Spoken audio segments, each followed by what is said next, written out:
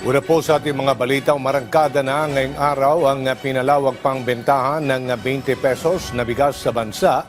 Ito'y dahil simula ngayong araw kahit ang minimum wage earners ay maaari na rin bumili na ipinangakong murang bigas ni Pangulong Ferdinand R. Marcos Jr. Si J.M. Pineda sa sentro ng balita. Higit 1,000 piso ang nagagastos ni Tatay Adimar sa pagbili ng isang kabang bigas para sa kanyang pamilya. Mabigat daw yan sa bulsa, lalo pa at may iba pa siyang bayarin sa bahay. Ngayong bukas na para sa mga minimum wage earners ang pagbili ng 20 pesos na bigas, tiyak na mahati na daw niya ang kanyang budget sa iba pang gastusin. Nakakatipid po sa mga bata, ay paano na makatipid. Tulad ng mga yung gamit sa mga bahay, bibili ng mga ulam, para makatipid.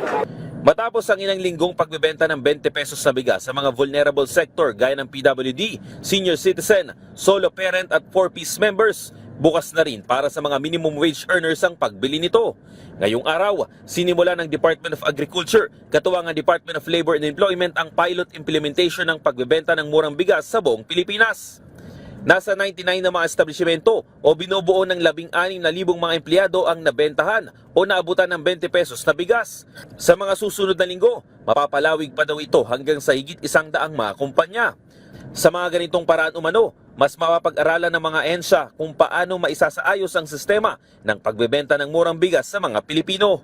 Well, kaya po tinitingnan natin ngayong pilot. Mayroon po tayong mga karanasan na makukuha dito sa pilot. Paano natin mas mapapabilis yung distribution at mabibigyan ng malawak na access ng mga manggagawang Pilipino. Kaya po ang piniprepare na rin po natin yung mga budget po namin sa susunod na taon.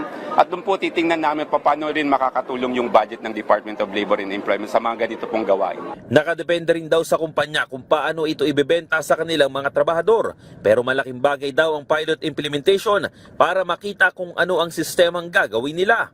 Posible umano kasing gawing salary deduction o kaya direktang magbayad na lang ang mga empleyado para makabili. So after today, titingnan po natin ano yung mga nangyari doon sa iba't ibang establishment. Paano nila dinistribute, paano yung pagbabayad po.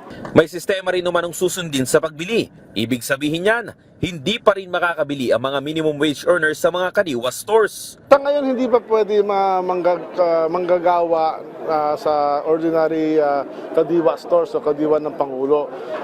Yung mga minimum wage earners, kung saan lang may listahan ng DOLE at dun sa mga kumpanya or organisasyon na nagpa-participate sa programa ng DOLE for 20 peso, yun lang ang pwede. Nilinaw naman ang ahensya na kung pasok ka sa vulnerable sector at minimum wage earner, makakabili ka sa parehong kadiwa store pati na sa iyong kumpanya. As of the moment, hahayaan muna namin na ganon. Para sa ngayon, hahayaan lang muna namin. Kasi nga, yung sistema na to nationwide i-implement. Kaya meron tayong ganitong sistema dito.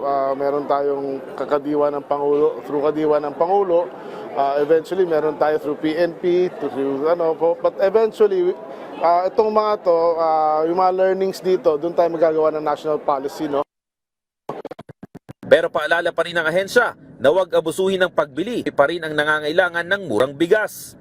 Sa Oktubre, posibleng mabuo na umano ang national policy para sa 20 pesos na bigas kung saan dito na mabubuo ang sistema na gagawin para sa pagbebenta nito. Nakalinya nga dyan ang paggawa ng isang mobile application na makakatulong umano sa pagbenta ng murang bigas. J.M. Pineda para sa Pambansang TV sa Bagong Pilipinas.